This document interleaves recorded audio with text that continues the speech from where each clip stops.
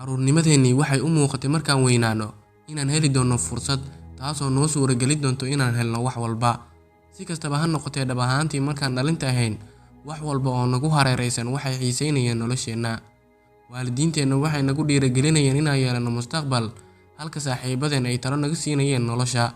Dhanka kale, soo saarayaasha alaabaha kala duwan waxay doonayeen inaan xiranno dharkooga, oo aan qaadanno moobilada ay soo saaraan si ay lacag nooga faa'iidaan. Si ay taas u suura gashana, waxay u sameeyeen xayeysiino. Qof walbana wuxuu diyaar u yahay inuu noo sheego sida ay tahay inaan ku noolaano, maxaa yeelay waa muhiim dhallinyaranimadeenna. Qof walba wuxuu raba ayuu sameeyey. Haddii aan nahay bahda daadihiye, maanta waxaan iska tuuraynaa fikradaha qaldan ee aan nolosha ka aaminsannahay, maadaama dad badan xorriyadoodii loo diiday oo lagu yiri Instagram la'aantiis ma noolaan kartid, iPhone la'aantiis caalamka lama socotid. Marka aan sidaas leenahay, kama fiirinayno dhanka faa'iidada ay noo leeyihiin, ee waxaan ka fiirinaynaa dhanka khasaaraha, maadaama uu khasaaruhu nagu badan yahay.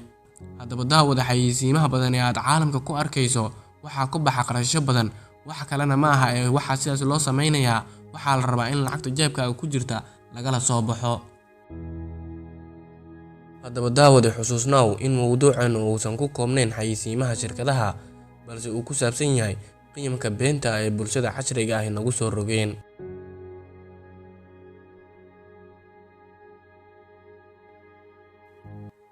Haddaba daawade, qiyamka beenta ee bulshada casriga ah nagu soo rogeen waxaa kow ka ah: qofka guuleystaa waa inuu lahaadaa gaari BMW ah iyo iPhone-kii u dambeeyay. Bulshadeena Soomaaliyeed iyo guud ahaan bulshada caalamka waxaa weerariyay shirkado kuwaasoo raba in shilinka u dambeeya ee qofka ku jira jeebkiisa inay la soo baxaan, iyagoo adeegsanaya hab caqliyeysan oo uu kow ka yahay magacaabidda, iyadoo la leeyahay iPhone 6, iPhone 7, iPhone 11, Samsung A30 iyo magacyo kale.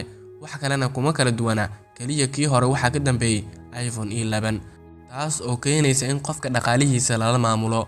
Muhiim ma aha inaad iPhone 11 iibsato, caddeynna uma noqon karto guushaada. iPhone-ku waa baasaboorka guusha? Maya, ma aha, mana noqon karo. Hala yaabin, waa qiyamka beenta ah ee bulshada casriga ah nagu soo rogeen.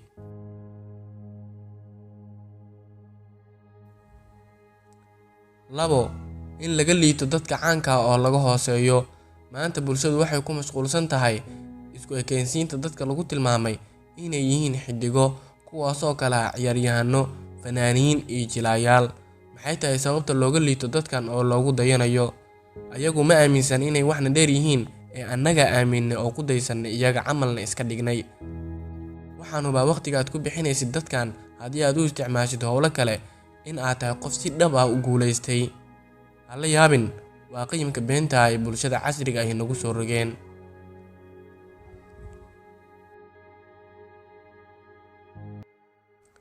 Saddex, ma noolaan karo Instagram la'aan. Xaaladda halkan waa mid fudud. Sawirro aad ku muujinaysid quruxdaada iyo inaad nolosha heer sare ka joogtid na tusaya ayaad la soo aadaysaa baraha bulshada, adigoo laga yaabo inaad nolol ahaan ka hooseysid dadka arkaya sawirradaada. Cilmu nafsiga waxay leeyihiin aragti kale oo taas ku saabsan.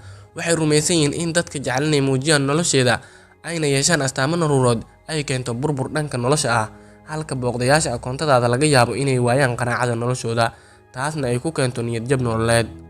Haddaba ha aaminin in la noolaan karin Instagram la'aan. 4, 2 saacadood oo muraayadda horteeda ah. Haweenka casriga ah waxay noqdeen laba dab. Marka dhinac laga eego, waa quruxda dabiiciga ah ee hadda muuqata, isla markaana u baahan qurxin kale. Dhanka kale, waxaa la sheegaa qurxintu micnaheedu inay tahay in laga warhayo isbedelada ugu dambeeya.